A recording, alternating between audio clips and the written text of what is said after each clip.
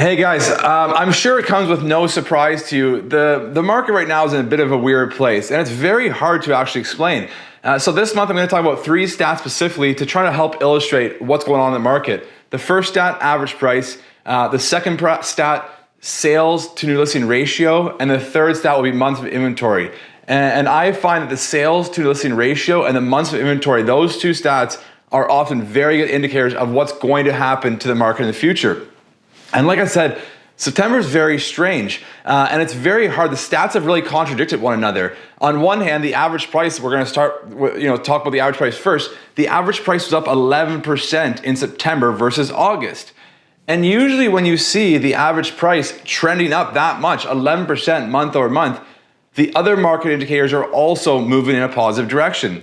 But that was not the case in September. For example, if the price are going up 10% month over month, usually you'll see the sales to new listing ratio somewhere over that 50% mark, which means that at least half of the new listings are selling that same month. But in September, the sales to new listing ratio was 26.8%. And as a quick refresher, what that ratio is it's the new listings divided by the sales of that month gives you the sales to new listing ratio. So when it's at 26%, 26.8%, only approximately 1 in 4 listings are selling. And I don't want to sound too doom and gloom here, but that 26.8% across all home types in Toronto was the lowest sales to new listing ratio in Toronto on recorded TREB stats, which was all the way back to January 1st, 1996, almost 27 years. Now, the second one I want to talk about is months of inventory. Again, if you see a month where prices have gone up 10% versus the previous month, which is what happened in September versus August, generally the months of inventory will be somewhere in that 2 to 3 months range. But again, that was not the case in September. In September, the months of inventory for all home types, I'm not talking freehold or condo specifically, for all home types in Toronto was 4.3.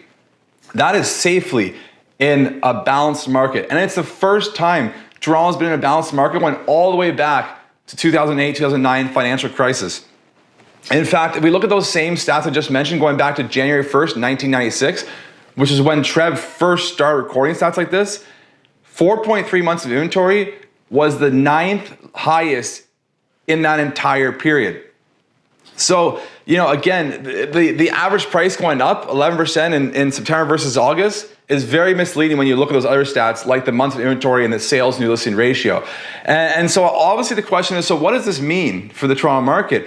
And frankly, I don't know what this really means for the market. I will continue to emphasize that I think the Toronto market is largely based, and it's not just the Toronto market, I'm talking the Canadian market and the whole world market really, in terms of real estate, is going to be based on interest rates. And so until interest rates start coming down again, we won't see prices pick up at any considerable speed by any means, or sales volume pick up either. And now those stats I talked about before, the sales to new listing ratio being the lowest it's been in recorded history on TREB, and the months of inventory being one of the highest it's been. If you look at the other months and years surrounding those stats, most of those were back in late 2008 or early 2009, which, as you probably remember, was a massive financial crisis in Canada and largely the rest of the world.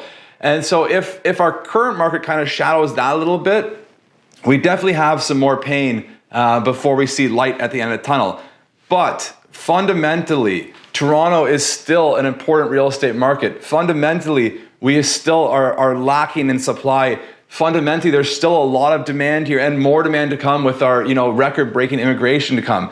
So, once those interest rates start coming down, and they will come down at some point, we don't know when that's going to be. It seems like most economists' best guess is sometime in mid to late 2024. When that happens, I truly believe that the market, both sales volume and prices, will start to pick up quickly. And now, before I end this video, I do want to talk about 2 things, 2 very, very important points that, tie into what we just talked about. The first was that I don't want this to sound all doom and gloom by any means. If you are a seller out there are definitely still pockets in Toronto and types of products that are selling very, very well. If you have renovated homes in neighborhoods like Roncesvalles, in Blue West Village, in Brockton Village, in the Beach, in Riverdale, Areas like that still have a very, very small amount of supply, and there's still demand there from the right buyers to get into those neighborhoods. So you have a renovated home in those neighborhoods, you'll still do just fine. And secondly, from a buyer's perspective, there are definitely opportunities out there for buyers. And I think there's three main categories of buyers who can really capitalize on the market right now. The first is the move up buyers. And so those are buyers right now that, maybe we're looking, might own a home that's worth $1.5 million right now for argument's sake. And they're looking to get into that $2 to $2.5 million home. Previously, that $2 to $2.5 million home was a $2.5 to $3 million home. So that home has come down in price more than their existing home has. So there's an opportunity there. Secondly is the downsizers, those people that are trying to leave their family homes and move into a condo, like maybe a 3-bedroom family home and down into a 2-bedroom condo. Condo prices have taken more of a hit than freehold prices have lately. And condos are in a much worse place currently as we speak than the freehold market is. So if you have a freehold home, you can find some really good opportunities in the condo market right now. And the last category where I think there's really good opportunities for buyers right now are those buyers who have a budget of $1 million.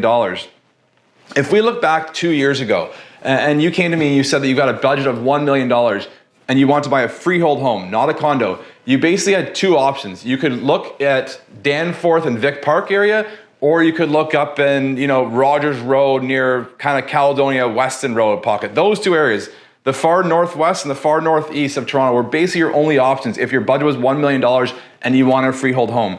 Today, there's many more options. I've seen homes come for sale in Corso Italia. I've seen homes come for sale in Brockton Village. I've seen homes in the upper beaches come for sale that will sell under $1 million. So there's opportunities for those people out there right now. So to sum it up, again, I don't want to sound all doom and gloom by any means. I'm just trying to give an honest report here. But as much as negativity as there is in the market right now, there is still opportunities both for sellers and buyers. And if you want to talk about those more specifically, please feel free to reach out to me at any given time. Of course, I'll report back as the information comes available. And I thank you again for watching. You have a great day. Bye.